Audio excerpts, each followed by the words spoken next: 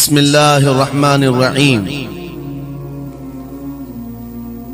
ان اولیاؤہ الا المتقون صدق اللہ مولانا العظیم۔ بارگاہ رسالت معاب صلی اللہ تعالی علیہ وسلم میں ایک بار درود پاک کا ہدیہ پیش کریں۔ اللہم صلی علی سیدنا و مولانا محمد معدن الجود والکرم وآلہ واصحابہ الکرام وابنہ الکریم وبارک وسلم صلاۃ دائمۃ سرمدا ابدا۔ برکت کے لیے میں عرض کرتا ہوں غوث اعظم بمن بے سر و ساما مدد، قبلہ دی مدد، کعبہ ایمان مدد۔ واہ کیا مرتبہ اے غوث ہے بالا تیرا، اونچے اونچوں کے سروں سے ہے قدم اعلیٰ تیرا۔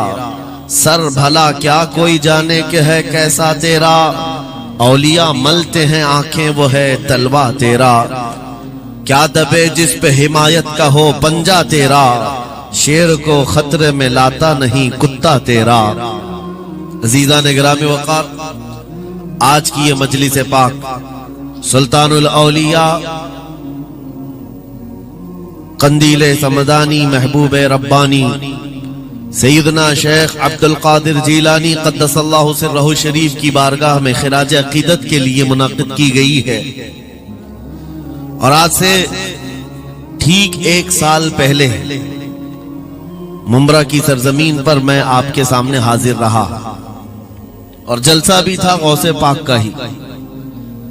پھر سال بھر کے بعد برابر یہی ایام تھے، زمین تھوڑی بدلی ہوئی لگتی ہے، لیکن منبر پر موجود علماء بھی وہی تقریباً مجھے نظر آتے ہیں، اور سامنے کے چہرے بھی پہچانے نظر آتے ہیں، اور جلسہ بھی وہی ہے۔ یہ بات میں اس لیے ذکر کر رہا ہوں توجہ کے ساتھ۔ سال بھر گزر گیا ممبرا میں خطاب کر کے آپ کے پاس سے رخصت ہوا، اس بیچ میرا آنا جانا ہو نہ سکا، لیکن اس ایک سال بھر کی مدت میں ممبرا والے میں سے کوئی ایک بات بھی بتا دے، کیا کوئی میرے پچھلے بیان سے آج بیان کرنے کے بیچ کا جو سال گزرا ہے کوئی فساد ہوا ہے، یا کوئی کرفیو لگ گئی ہے، یا کوئی فتنہ ہو گیا ہے، یا لوگوں میں کوئی بھڑکنے والے معاملات ہوئے ہیں، کسی کے پاس کوئی رپورٹ آئی ہے؟ اور اگر نہیں ہے تو میں یہ بات خاص طور پر ڈپارٹمنٹ والوں سے کہہ رہا ہوں، جن کو ہمارا نام لے لے کر کے ہی اتنا ڈرایا گیا ہے کہ جلسہ ہوتے ہی ان کے ہاتھ پیر الگ انداز میں رکھتے ہیں، کہ ان کو ایسا لگتا ہے کہ یہ مولوی آئے گا ابھی بھڑکائے گا اور ممبرا میں پوری آگ لگ جائے گی۔ میاں سال بھر پہلے کی رپورٹ بھی آپ کے پاس ہے، سال بھر پہلے بھی اسی جگہ سے خطاب ہوا اور آج پھر خطاب کرنے آئے۔ ان سے میں کہتا ہوں کچے کان نہ رکھیں، اچھی رپورٹ لیا کریں، اچھی رپورٹ لیا کریں۔ ہم غوث اعظم کے دربار کے کتے ہیں، ہم فتنہ و فساد مچانے یا آتنک اور دہشت پھیلانے نہیں آتے۔ ہم کو جو بولنا ہوتا ہے وہ خفیہ سرنگوں میں نہیں کھلے میدان میں بولتے ہیں۔ ہماری کوئی خفیہ میٹنگیں نہیں ہوتی، ڈھکی چھپی پلاننگ نہیں ہوتی۔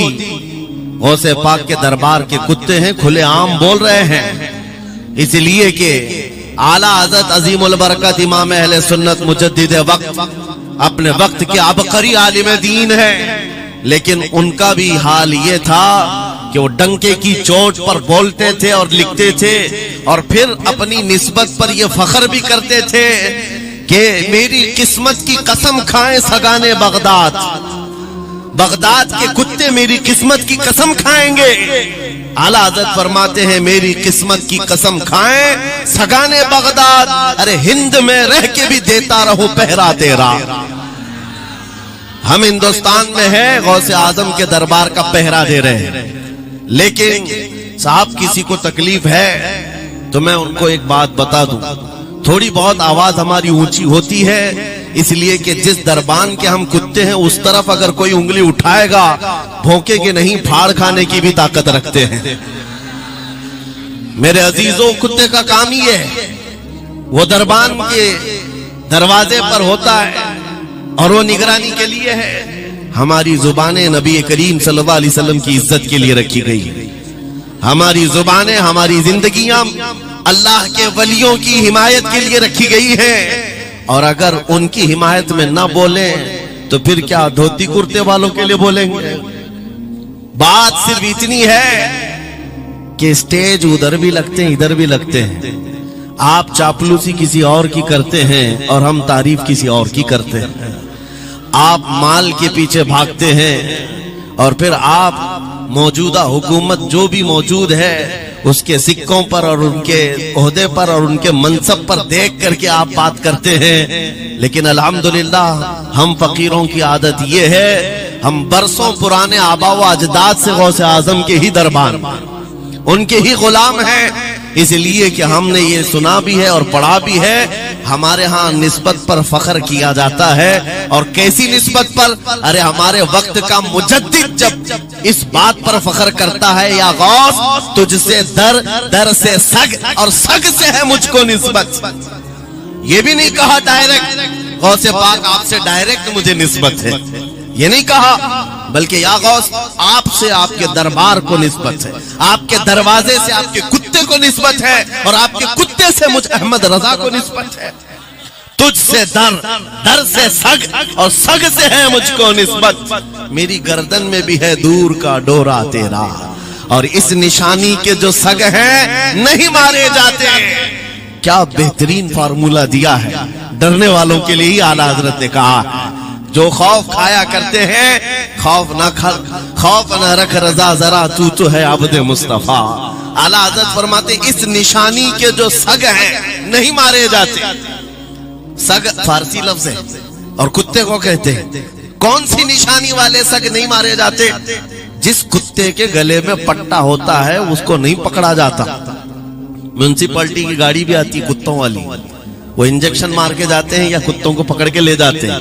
بہت کتے اگر آوارہ ہو گئے کمپلینٹ کرو کتوں کو اٹھا لے جائیں گے، لیکن ان اٹھا لے جانے والے کتوں میں اگر ایک بھی بیلٹ والا آیا تو چھوڑ دیں گے۔ کیوں؟ یہ پٹا بتاتا ہے اس کا کوئی مالک ہے، یہ آوارہ نہیں ہے، کسی کا پالا ہوا ہے، پٹا بتاتا ہے اس کا کوئی مالک ہے۔ اور اعلیٰ حضرت فرماتے ہیں ہمارے گلے میں قادری پٹا پڑا ہوا ہے، اور اس نشانی کے جو سگ ہیں نہیں مارے جاتے۔ حشر تک میرے گلے میں رہے قادری پٹا تیرا۔ غوث پاک کا یہ نسبت کا پٹا پڑا ہوا ہے، یہ الحمدللہ ہمیں بہت ساری چیزوں سے محفوظ رکھتا ہے۔ ہمیں ظاہر سی بات ہے آج اسی بات پر فخر بھی ہے۔ لوگ مولانا صاحب کہہ رہے ہیں حق بات کہنا اس زمانے میں نہیں، ہر زمانے میں دشوار رہا ہے، ہر زمانے میں دشوار رہا ہے۔ لیکن اے نوجوانوں، اگر تمہیں اپنی نسبت پر یقین ہے کہ میرا پیر غوث اعظم جیسا ہے، میری نسبت مصطفیٰ کریم صلی اللہ علیہ وسلم سے ہے، تو پھر خوف کس بات کا، ڈر کس بات کا؟ اسی لیے ہم ڈنکے کی چوٹ پر بولتے ہیں، کیوں دبے جس پہ حمایت کا ہو پنجہ تیرا، شیر کو خطرے میں لاتا نہیں کتا تیرا۔ عزیزان گرامی وقار، آج سلطان الاولیاء غوث الاعظم کی بارگاہ میں ہم خراج عقیدت پیش کرنے آئے ہیں۔ جو باتیں میں عرض کر رہا ہوں وہ غور سے سنیں۔ کرامات یہ اولیاء اکرام کی زندگی کا حصہ ہے، اللہ کی طرف سے انہیں دیا گیا۔ کرامت کیا ہے؟ ایسا محیر العقول کام، عقل کو حیرت میں ڈال دینے والا کام جو عام انسان نہیں کر سکتا، عام انسان کی عقل میں نہ آئے، اللہ کے ولی سے صادر ہونے والا ایسا کوئی کام، اس کو کرامت کہتے ہیں۔ لیکن کرامت اولیاء اکرام کی ولایت کو ثابت کرنے کے لیے ضروری نہیں۔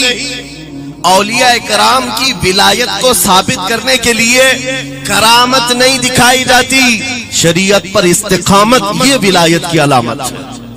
اگر وہ مضبوطی کے ساتھ ہر زمانے میں اپنے دین پر جمع ہوا ہے، وہ اللہ کا ولی ہے، وہ اللہ کا ولی ہے۔ آج بھی ہماری قوم اولیاء کو ڈھونڈنے پر لگی ہوئی ہے۔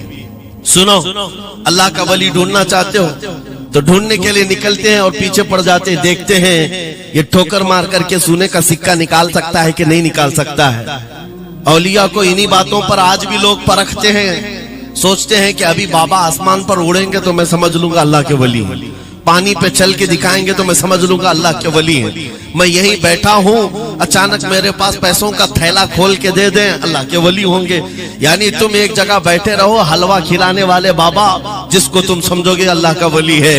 میرے عزیزو, یہ جو چیزیں تم سمجھ بیٹھے ہو اللہ کے ولی کے لیے, یہ ضروری نہیں, بلکہ یہ دیکھو کہ وہ نبی پاک کی شریعت پر کتنا قائم ہے, میرے نبی کے راستے پر کتنی مضبوطی سے جمع ہوا ہے.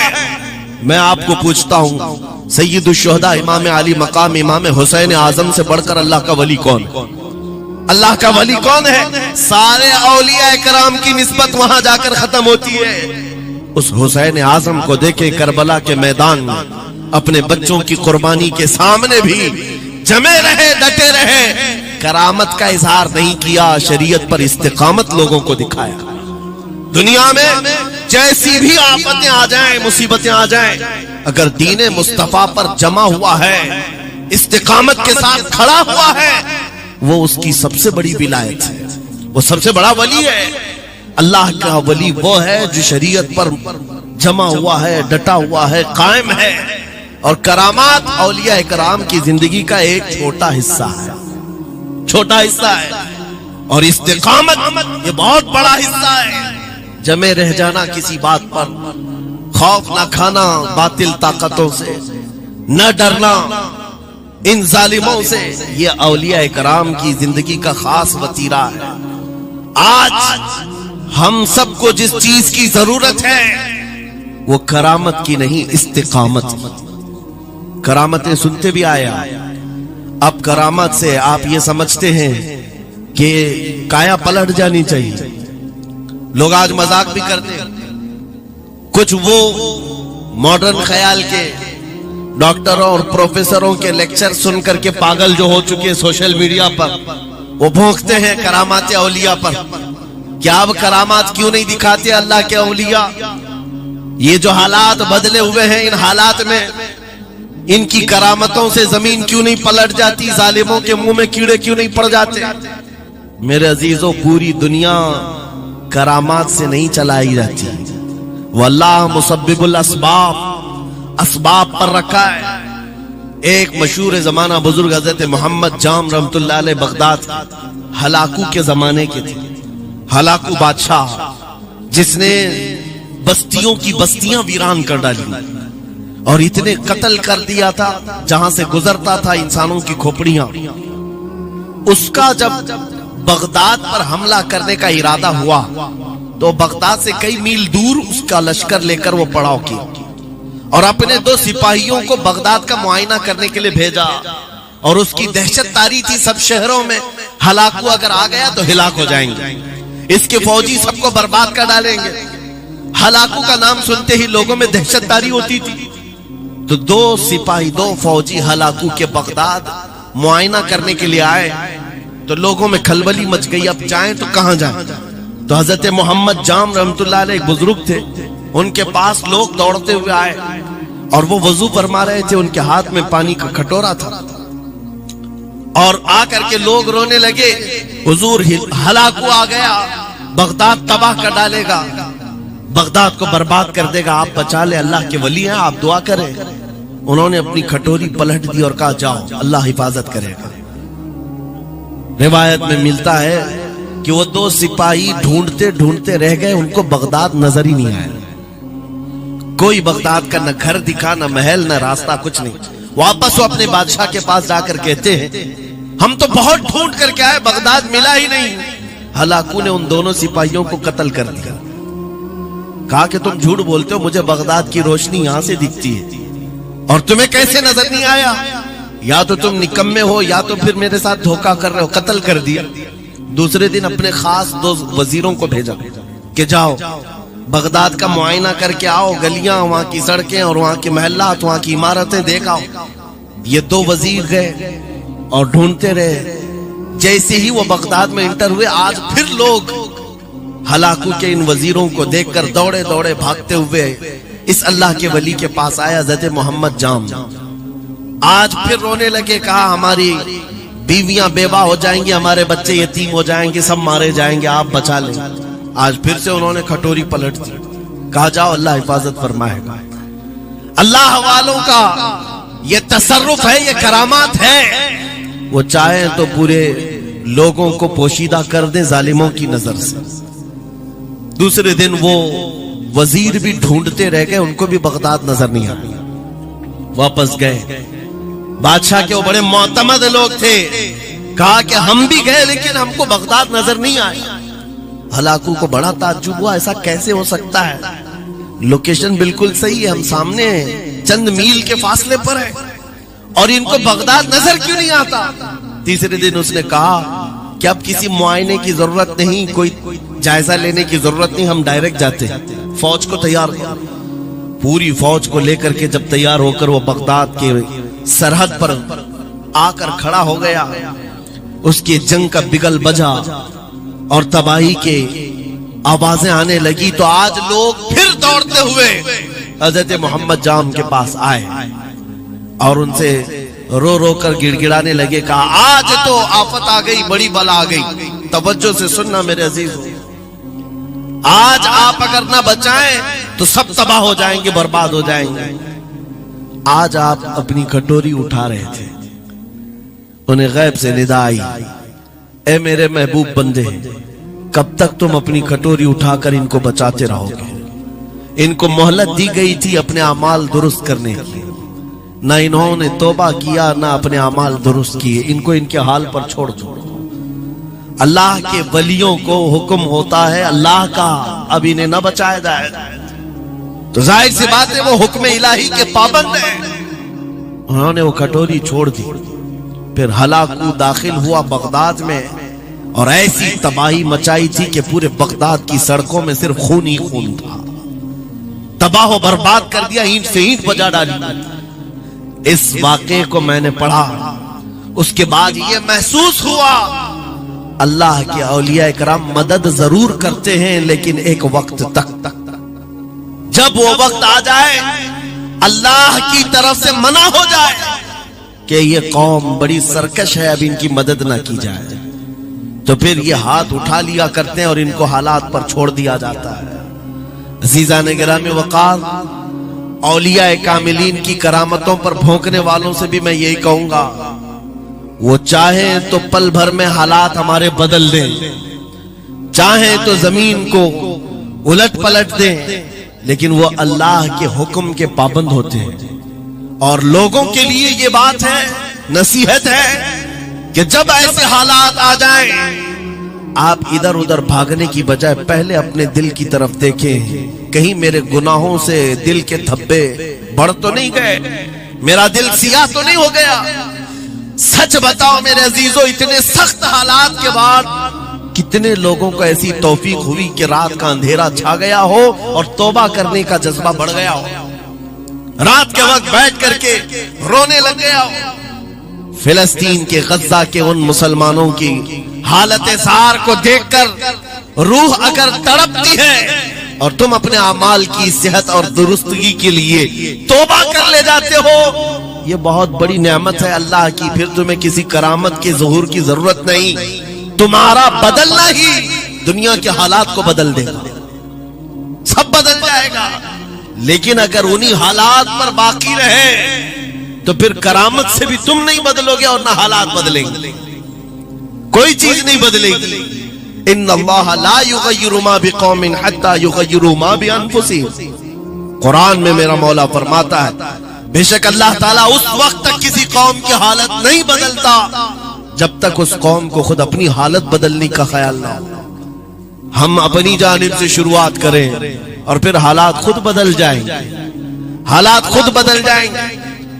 سرکار سیدنا غوث اعظم عبد القادر جیلانی رضی اللہ تعالیٰ عنہ جس حال میں بغداد تشریف لائے تھے، اس زمانے کو یاد کریں، اس زمانے کو یاد کریں.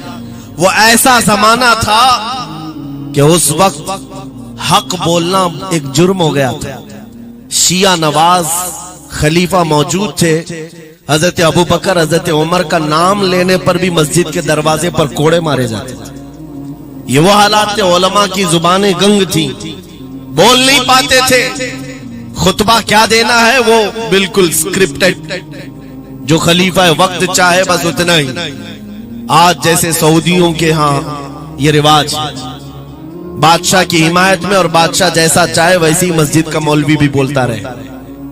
شریعت کیا کہہ رہی ہے، میرے مصطفیٰ کریم صلی اللہ تعالی علیہ وسلم کی تعلیمات کیا کہہ رہی ہیں، اس سے کیا سروکار.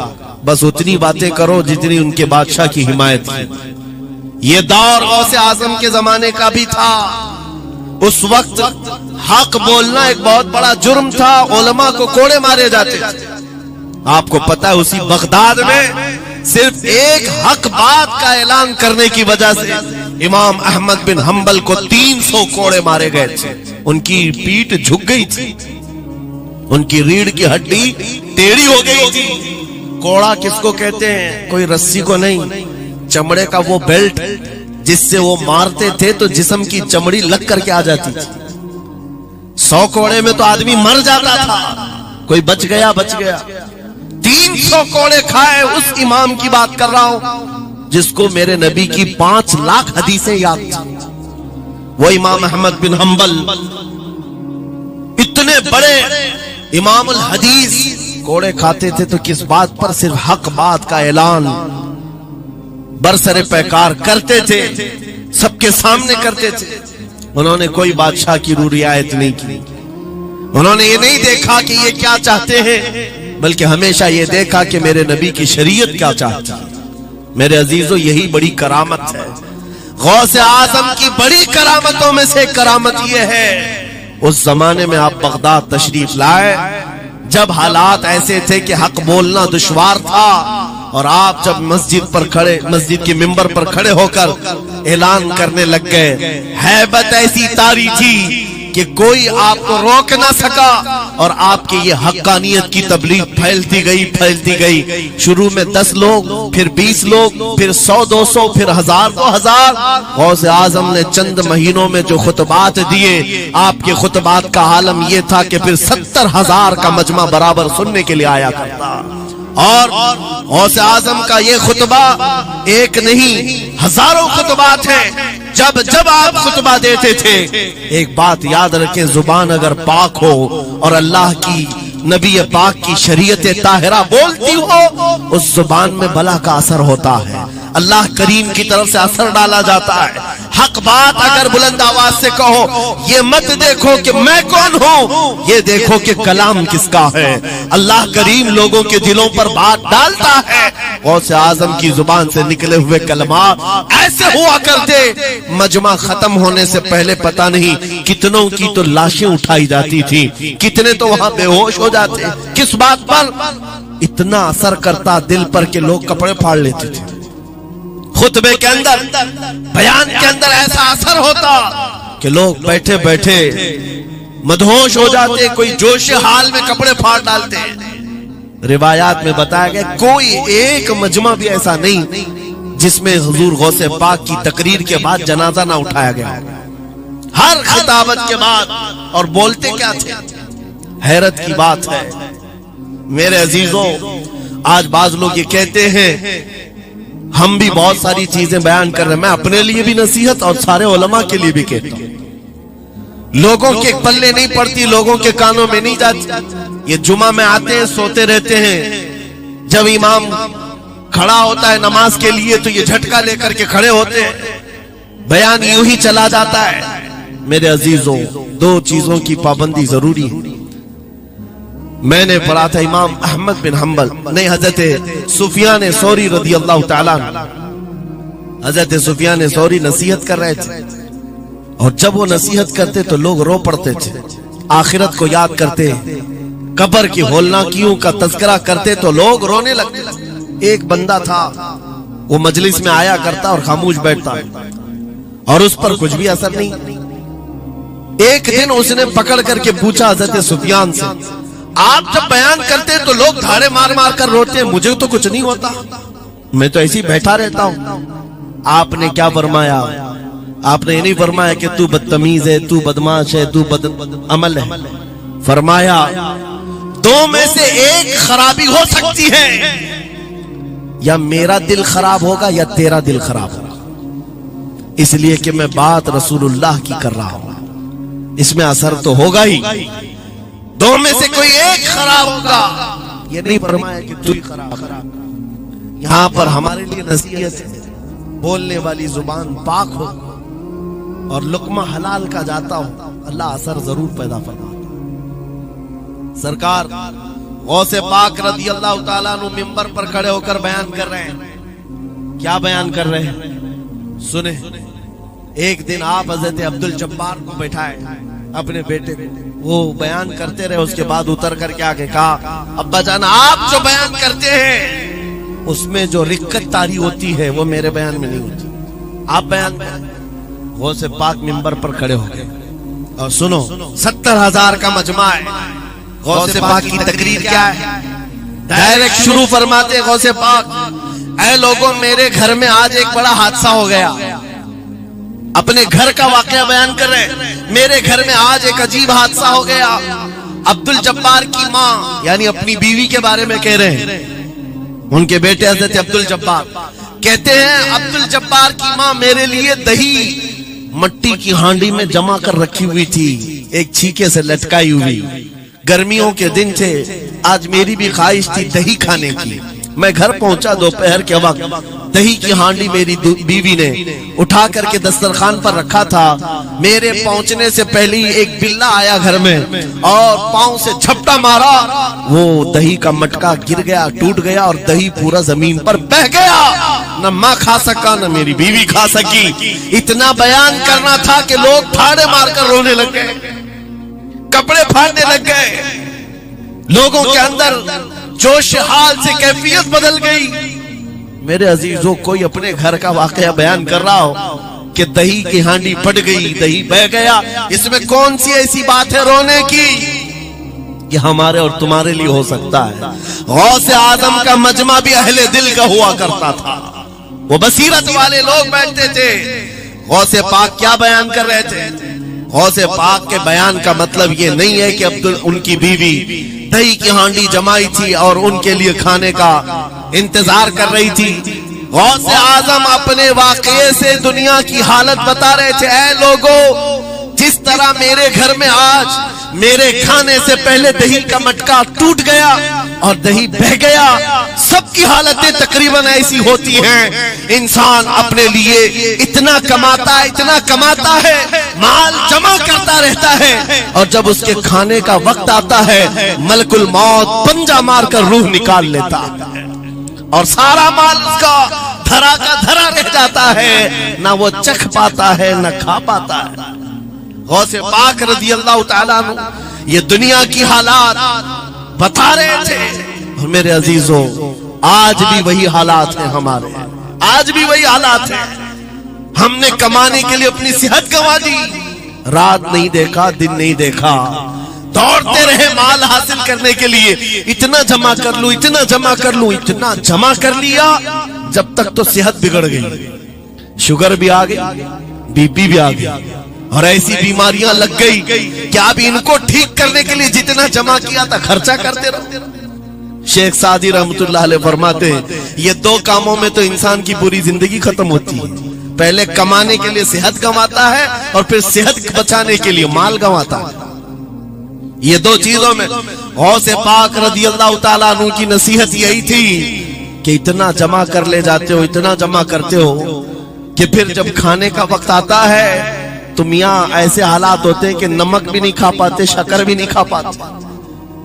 دوسری باتیں تو چھوڑو، شوگر والے شکر نہیں چکھ پاتے، بی پی والے نمک نہیں چکھ پاتے، ارے یہ بڑی چھوٹی چیزیں ہیں، اور مال دیکھو تو کروڑوں کا ہے، اربوں کا ہے، اربوں کا مال پڑا ہوا ہے، نمک نہیں چکھ پاتے، شکر نہیں کھا پاتے۔ کس کے لیے جمع کیا تھا؟ اور تھوڑی اور بڑی بیماری ہو گئی تو پانی بھی نہیں پی پاتے، ڈائلیسس چل رہا ہے، کڈنی خراب ہے۔ کتنے ایسے لوگ ملتے ہیں آج، کتنے ایسے ہیں جنہوں نے صاف مجھ سے کہا کہ ڈاکٹر نے پورا گن کر کے کہا ہے کہ پورے دن بھر میں جو ہے ایک ڈھکن سے پانی پینا، بوتل کا جو ڈھکن ہوتا ہے اس ڈھکن سے بس بوند بوند چکھتے رہنا، پانی ہی نہ پیو، اس لیے کہ کڈنی کام نہیں کرتی۔ یہ دنیا ہے میرے عزیزوں، ہم نے اپنی صحت گنوا دی، پوری کی پوری صحت گنوا دی اس کو حاصل کرنے کے لیے۔ اسی کو میرے امام اہل سنت فاضل بریلوی نے کہا تھا، شہد دکھائے زہر پلائے، قاتل ڈائن شوہر کچھ، اس مردار پہ کیا للچائے، دنیا دیکھی بھالی۔ لیکن سمجھ میں کسی کو نہیں آتا، اس وقت سمجھ میں آنے لگتا ہے جب جانے کا وقت ہوتا ہے۔ جانے کے وقت حالات ایسے ہوتے ہیں، میں اکثر اپنے ٹور میں دیکھتا ہوں، عمرہ پہ جاتے ہیں، بغداد پہ جاتے ہیں، خوب عائش سے رہتے ہیں، سب کو پتا رہتا ہے پلین میں صرف 30 کلو کا الاؤڈ ہے، لیکن مارکیٹ میں جاتے ہیں تو ان کو کچھ خبر نہیں ہوتی، سب خرید رہے ہوتے ہیں، ہو جائے خرید کر کے لا کر روم میں بھر دیے، اور آج شام میں جانا ہے تو ٹھوس رہے ہیں اس بیگ میں اس بیگ میں نہیں گھسا، اور اس کے بعد پھر ایئرپورٹ پہنچے تو کبھی اس کو ریکویسٹ کبھی اس کو ریکویسٹ، تھوڑا ہمارا بھی لے لو تھوڑا ہمارا بھی لے لو، ارے وہاں سب کا 30 ہے، کوئی لینے کو تیار نہیں، پھر خریدا ہوا وہیں چھوڑ کر کے حسرت بھری نگاہ سے دیکھتے جاتے ہیں، کسی کی کھجور چھوٹی ہوئی ہے، کسی کے مسلے چھوٹے ہوئے ہیں، کسی کے کپڑے چھوٹے ہوئے ہیں، ہر بار ہم ایئرپورٹ پہ دیکھتے ہیں، چھوڑ کر کے جا رہے ہوتے ہیں، بڑی حسرت سے دیکھتے ہیں۔ میرے عزیزو یہ کوئی لطیفہ نہیں، سیم یہی حالات جب دنیا سے جا رہا ہوتا ہے ایک انسان، مرنے سے پہلے اس کی آنکھیں پھٹی رہ جاتی ہیں۔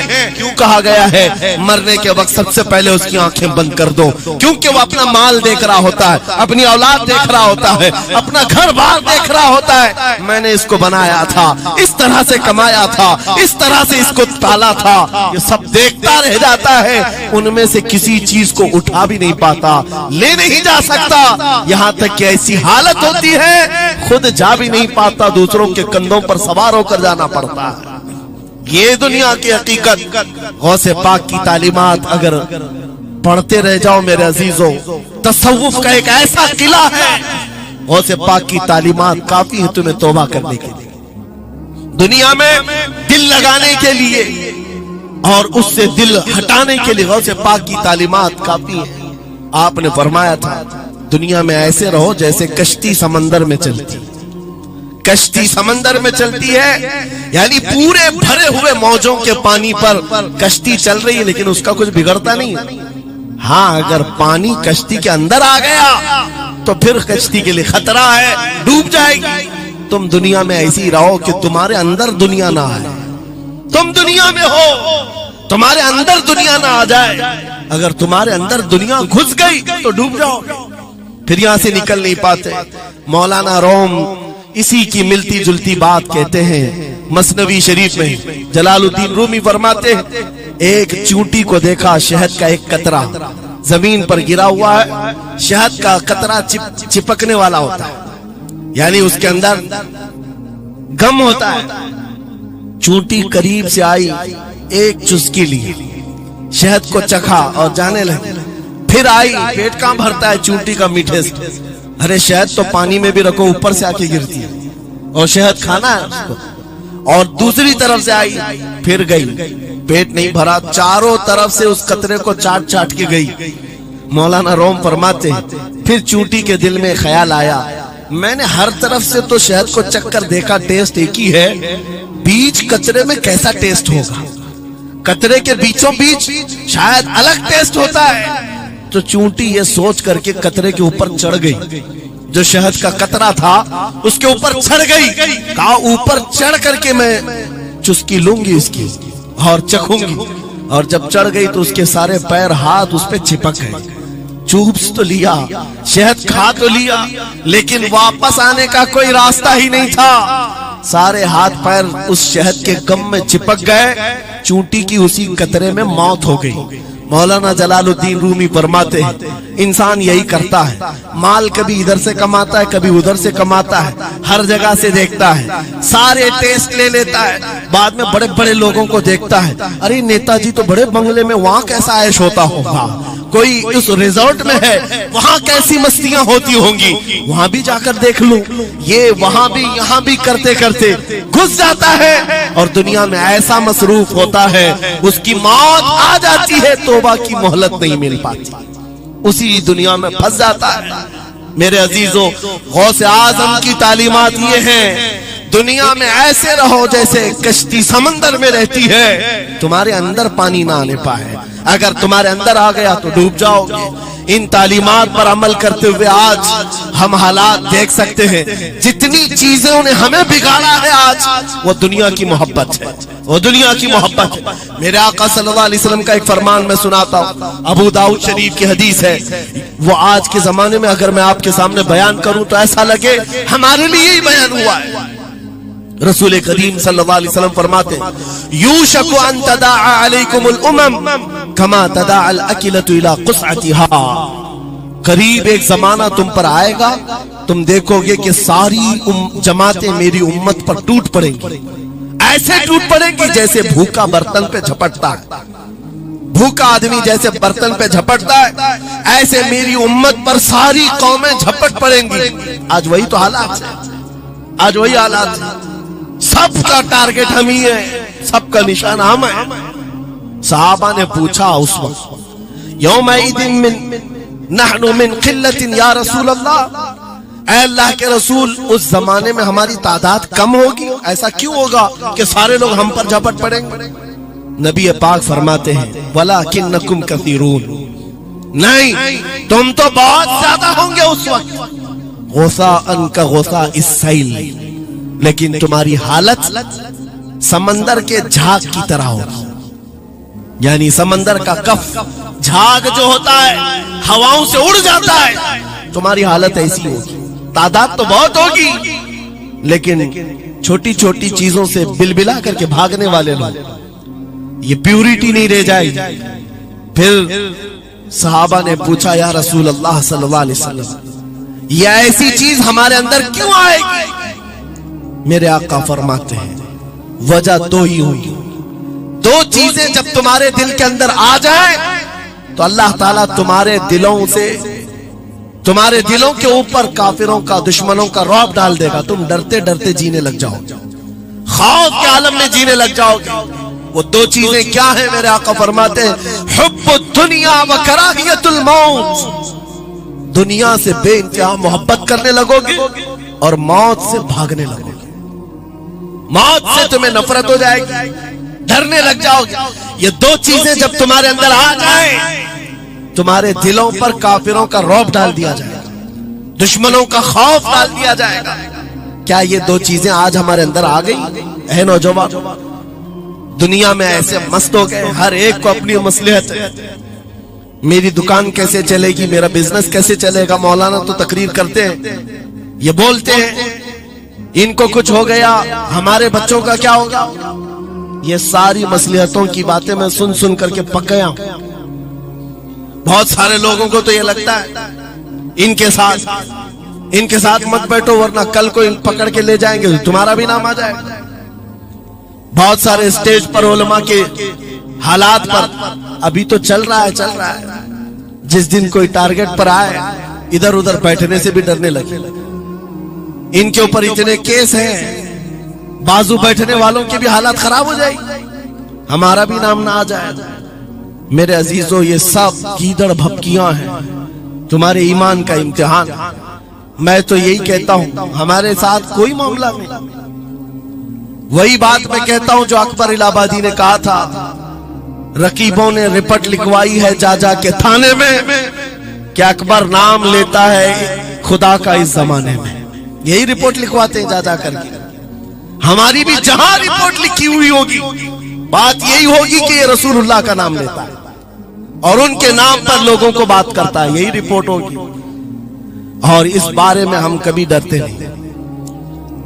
میں آپ کو بتاؤں اتر پردیش میں وہاں کے حالات تو پتہ ہے، بلڈوزر کی حکومت چلتی ہے، لیکن میرے عزیزوں ایک مولانا صاحب نے کہا آپ کے ساتھ جلسے میں بیٹھ کر میں لبیک لبیک کے نعرے لگا رہا تھا، دوسرے دن مجھے تھانے بلا لیا اور پھر مجھے بہت زیادہ معاملات ہو گئے، کہا کہ مولانا تم ہی نعرے لگا رہے تھے۔ آپ لوگ نہ ڈریں انشاءاللہ۔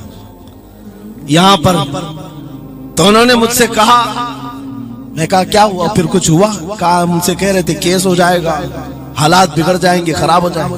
میں نے کہا فخر کرو مولانا اس بات پر، دنیا چوری کر کے تھانے جاتی ہے اور تم نبی کا نام لے کر جا رہے ہو، کون سا مسئلہ ہے؟ بات صرف اتنی ہے میرے عزیزوں، ہم بولتے رہیں گے اس وقت تک جب تک اللہ تبارک و تعالیٰ نے زبان رکھی ہے۔ نبی پاک کی عظمت اور نبی پاک کی شریعت اور اولیاء امت کی مدحت بیان کرنا جرم ہے، یہ جرم ہم 1000 بار کریں، اگر یہ جرم ہے 1000 بار کریں، بلکہ ہم دار پر بھی، پھانسی کے پھندے پر بھی یہ جرم کریں گے، کیونکہ ہمارے اسلاف نے ہمیں یہ بتایا ہے جو جان مانگو تو جان دے دیں، جو مال مانگو تو مال دے دیں، مگر یہ ہم سے کبھی نہ ہوگا نبی کا جاہو جلال دے دیں۔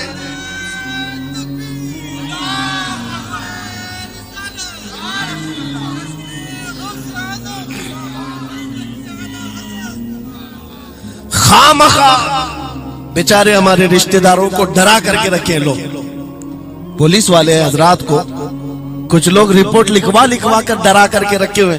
میں آپ کو بتا رہا ہوں 1 سال میں تقریباً 170 کے قریب جلسے کر کے آئے، کسی ایک جگہ کی بھی رپورٹ نکال کر کے بتاؤ کہ ہم نے کہیں فساد کروایا، ہم نے کہیں پر لوگوں میں ماحول بگاڑا ہو یا پبلک بھڑک کر کے ایک دوسرے کے جنگ کرنے پر آئی ہو، کہیں نہیں۔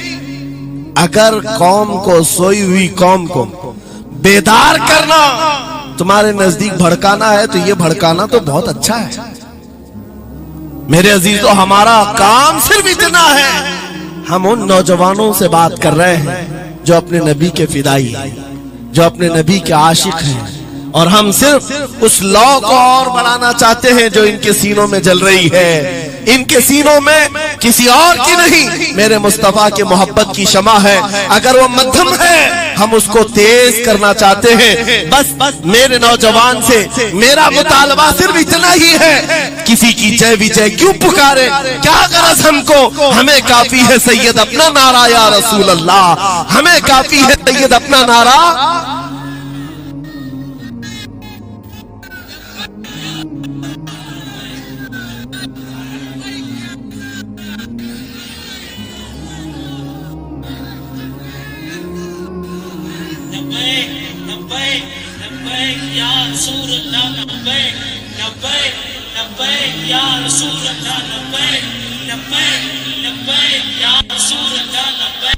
توجہ،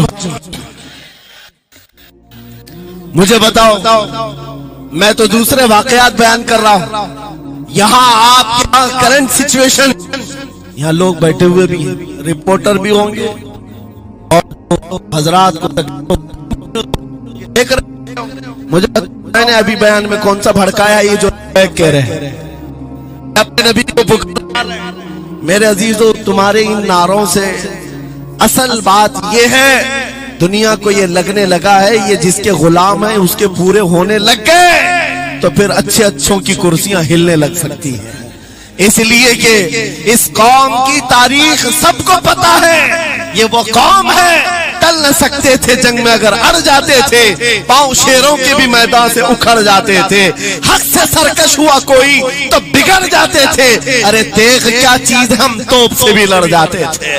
یہ ہماری تاریخ ہے، دنیا کو پتا ہے، دشت و دشت ہے، دریا بھی نہ چھوڑے ہم نے، بحر ظلمات میں دوڑا دیے گھوڑے ہم نے۔ اقبال نے کہا ہے تھمتا نہ تھا کسی سے سیل رواں ہمارا، کچھ بات تو ہے کہ مٹتی نہیں ہستی ہماری، صدیوں رہا ہے دشمن دور زماں ہمارا، باطل سے ڈرنے والے اے آزما نہیں ہے ہم، 100 بار کر چکا ہے تو امتحان ہمارا۔ اسی بات کو لے کر کے موڑ کے بگاڑ کر کے پیدا کیا جاتا ہے۔ حالات خراب ہو جائیں گے، آپ کے بیان کا حالات خراب نہیں ہوں گے۔ ایمان اگر مضبوط ہو جاتا ہے تو حالات خراب کبھی نہیں ہوتے، حالات خراب نہیں ہوتے۔ آج اے سنی مسلمانوں، غوث پاک رضی اللہ تعالیٰ عنہ کی نسبت اگر کامل ہے، یہی بات سن لو، وقت ختم ہونے کو آ گیا، میں اپنے وقت پر سمیٹ لوں۔ آپ منبر پر خطبہ دے رہے ہیں، علماء بھی توجہ کریں گے کیونکہ یہ بھی منبر پر خطبہ دینے کے لیے کھڑے ہوتے ہیں، اور جمعہ میں مسجد پر माइक लेकर के बयान करते हैं, आधा घंटा पौना घंटा। अब तो हालात ऐसी आएंगे इनके साथ। अब तक तो ट्रस्टियों की चिट्ठियां आती थी, सदर सेक्रेटरी बोलता था मौलाना ये नहीं बोलना वो नहीं बोलना। अभी इसके बाद और आगे से भी आएंगे और चिट्ठियां आएंगी कि मौलाना अभी आपको क्या बोलना है इस जुम्मा में। ये डरे भटके हुए लोग जो उलमा की गर्दनों पर राज करते हैं, उनसे भी मैं कहता हूं खोल दो, आजाद कर दो उन जुबानों को जो मेरे मुस्तफा की हैं, जो नबी पाक सल्लल्लाहु अलैहि वसल्लम की हैं। इनकी जुबानों पर ताले न लगाओ। या उलमा तुम्हारे दीन के मुहाफिज हैं, तुम्हारी नस्लों की शरीयत के मुहाफिज हैं। आज इनकी जुबानों को बंद करोगे, कल तुम्हारे बच्चे नबी का नाम लेने से घबराने लग जाएंगे, डरने लग जाएंगे। उलमा के गलों में और इनकी गर्दनों में रस्सियां न डालो।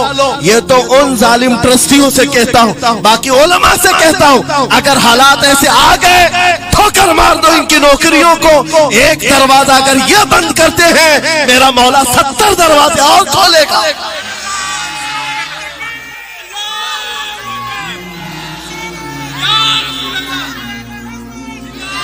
सुनो, गौसे पाक रज़ी अल्लाह ताला अन्हु किस बात से डरते थे? गौसे पाक का खुतबा बयान करने वाले मौलवी हजरात, उलमा सुने, गौसे पाक किससे डरते थे? उनको डराने वाला कोई ट्रस्टी था, कोई हाकिम था?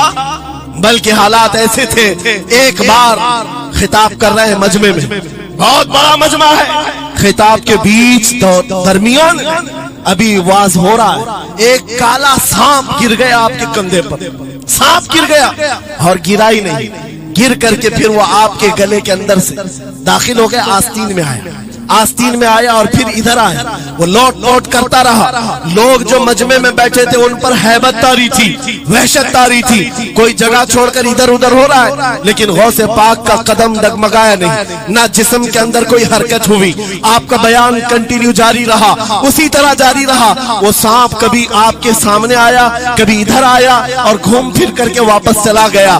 बयान आपका मुकम्मल हुआ। लोग खड़े हुए पूछते रहे, या सुल्तान अल औलिया सय्यदी शेख अब्दुल कादिर जीलानी, आपके साथ ये जो माजरा हुआ, ये सांप इतना खतरनाक था, देख करके हैबत तारी थी और आप अपना बयान कंटिन्यू जारी रखे हुए थे, ये क्या माजरा है? गौसे पाक फरमाते हैं, वो सांप तो मुझसे कह रहा था, ऐ अब्दुल कादिर, तुझसे पहले 70 औलिया को भी मैंने ऐसे ही आजमाया है, 70 उलमा को मैंने ऐसे ही आजमाया है और आजमा कर चला गया। गौसे पाक क्या फरमाते सुनो, ऐ लोगो, तुम मुझसे पूछ रहे उससे डरता था या नहीं डरता था? बात सिर्फ इतनी है, मैं उस कादिर का बंदा अब्दुल कादिर हूं, उस कादिर का बंदा अब्दुल कादिर हूं। मेरे उसकी कुदरत पर ऐसा यकीन है, अगर मौला ने मेरी मौत लिखी है तो ये काले सांप से क्या, चूंटी से भी हो सकती है। और अगर मौत नहीं लिखी, इस तरह के 1000 सांप मेरे गले में आए, मेरी मौत नहीं आ सकती। मेरा उसकी कुदरत पर यकीन कामिल है, इसलिए मैं उसका बयान कंटिन्यू रखा,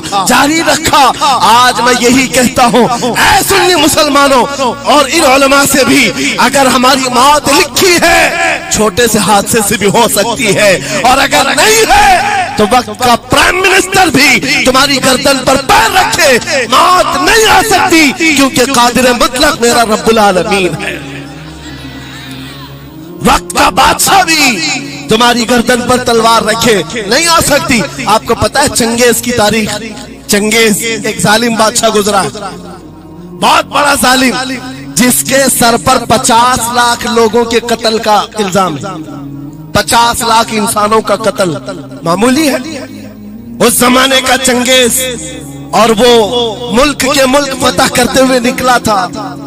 एक जमाना ऐसा था मेरे अजीज, घोड़े पर बैठा हुआ चंगेज कुछ लोगों को, मुसलमानों को गिरफ्तार करके मैदान में खड़ा किया है और जल्लाद को बुलाया कि एक साथ सबकी गर्दनें उड़ाने लग जाओ। वो कितने लोग थे? 3 सफों में खड़ा किए हुए थे लोगों जिनका कत्ल होना था। लाइन से खड़े हुए हैं, सब अपनी अपनी बारी का इंतजार कर रहे। जल्लाद तलवार लेकर आया और जब पहली सफ वालों को कत्ल करने लगा, वो गर्दनें उड़ा रहा था। एक बूढ़े मियाँ पहली सफ में खड़े थे, वो जल्दी से दूसरी सफ में चले, पीछे वाली सफ में गए। बादशाह चंगेज घोड़े पर बैठा हुआ खिलौने से खेल रहा है, اور یہ منظر بھی دیکھ رہا ہے اور ہنس رہا ہے. بوڑھا یہاں سے ادھر چلا گیا. پہلی صف کا کام تمام, پورے قتل ہو گئے. دوسری صف میں جب قتل کا آرڈر آیا تو جلاد پھر گردنیں اڑانے لگا. دوسری صف, دوسری لائن کو قتل کرنے لگا جلاد. یہ بوڑھے بابا جو ہے تیسری صف میں چلے. پیچھے اور ایک صف تھی, یہاں سے بچ کر تیسرے میں چلے گئے. دوسری صف بھی اڑ گئی. اس کے بعد بادشاہ چنگیز کہا مار کر کے کہنے لگا, بابا جی اب تو اس کے پیچھے کوئی صف نہیں, یہ تیسری تھی, اب کہاں جاؤ گے؟ بوڑھے میاں نے سر جھکا کر کہا, اب بھی میرا اللہ ہے. یہ یقین ہوتا ہے جہاں تک بچنا ہے بچ لیں گے, اور جب نہیں ہے, بابا جی نے کہا اب بھی اللہ ہے, ہو سکتا ہے. اس چنگیز نے کہا کہ اڑاؤ اب ان کی گردنیں. ابھی جلاد تیسری صف کو اڑانے ہی جا رہا تھا, اچانک چنگیز کے ہاتھ سے وہ کھلونا نیچے گرا جو کھیل رہا تھا بیٹھ کر کے گھوڑے پر. جیسے ہی وہ کھلونا اٹھانے کے لیے نیچے کی طرف آیا, اس کا پیر زین سے نکل گیا اور گھوڑا اچانک بھدک گیا, سرکش ہو گیا, اور گھوڑا سر پر دوڑنے لگا. اور یہ ایک پیر اس کا زین میں پھنسا ہوا ہے اور سر نیچے زمین پر ہے. اب گھوڑا دوڑتا گیا, پتہ نہیں کتنے پتھروں سے اس بادشاہ کا سر ٹکراتا رہا. گھوڑا کسی کے قابو میں نہیں آ رہا. سارے سپاہی, سارے فوجی اس گھوڑے کو پکڑنے کے لیے پیچھے بھاگ رہے, لیکن گھوڑا دوڑتا گیا. اتنا دوڑا کہ اس چنگیز کا سر پھٹ کر کے بھیجا باہر, مر گیا. بہت دور جا کر کے گھوڑا ایک جگہ رکا. بادشاہ کی موت کا اعلان اتنا بڑا تھا, سارے سپاہی, سارے فوج بادشاہ کو لینے کے لیے حاضر آئے. میاں پوری سلطنت تہبتہ ہو گئی, حکومت بدل گئی, سب ختم ہو گیا. اور جو قیدی تھے وہ آزاد ہو کر جانے لگے. وہ بوڑھے میاں کہتے ہیں باقی لوگوں سے, کیا میں نہیں کہتا تھا اللہ اب بھی ہمارے ساتھ ہے؟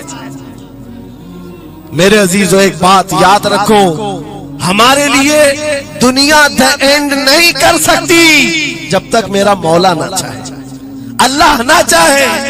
آج لوگوں کو یہ لگتا ہے, مجھے ویسی بھی بات بتایا گیا کہ یہاں پر ممبرا کی آپ کی گھنی آبادی, فلسطین کے معاملات پر کچھ بولیں گے یہاں پر بھڑک جائیں گے. میرے عزیز, تو اتنے بھڑکنے کی ضرورت نہیں. تم یہاں بھڑکو گے تو فلسطین پہنچ بھی نہیں پاؤ. بات یہ ہے, ہم بولیں گے ضرور ظلم کے خلاف اور حق کے لیے, چاہے جیسی بھی حالات ہوں. اگر کسی کو برا لگتا ہے اسرائیل ظالم ہے تو میں 100 بار کہوں گا وہ ظالم ہے, ظالم ہے, ظالم ہے. ان کی کوئی حمایت کرنے کے لیے ہم نہیں ہیں, لیکن ایک بات آپ کو میں ضرور بتانا چاہتا ہوں. غوث پاک کا مسلک یہ ہے, سلطان الاولیاء غوث الاعظم کی نسبت کے ساتھ آپ اپنی شریعت پر قائم رہیں اور اپنے ایمان پر ڈٹے رہیں, اور توبہ و استغفار کے بعد اپنے حالات بدل لیں. اور ان غریب مسلمانوں کو دیکھ کر جو قتل ہو گئے اور ان کے ٹکڑے ہو گئے, یہ مت سمجھنا کہ اسلام ختم ہو گیا. ہر زمانے میں یہ چیزیں آتی رہیں گی, لیکن آج میں یہ اعلان کر کے گفتگو ختم کرتا ہوں. ان حالات کو دیکھ کر اس بات کا پھر سے ہم نعرہ تجدید کر کے جاتے ہیں, قتل حسین اصل میں مرگ یزید ہے, اسلام زندہ ہوتا ہے ہر کربلا کے بعد. لبیک یا رسول اللہ, لبیک یا رسول اللہ, لبیک یا رسول اللہ.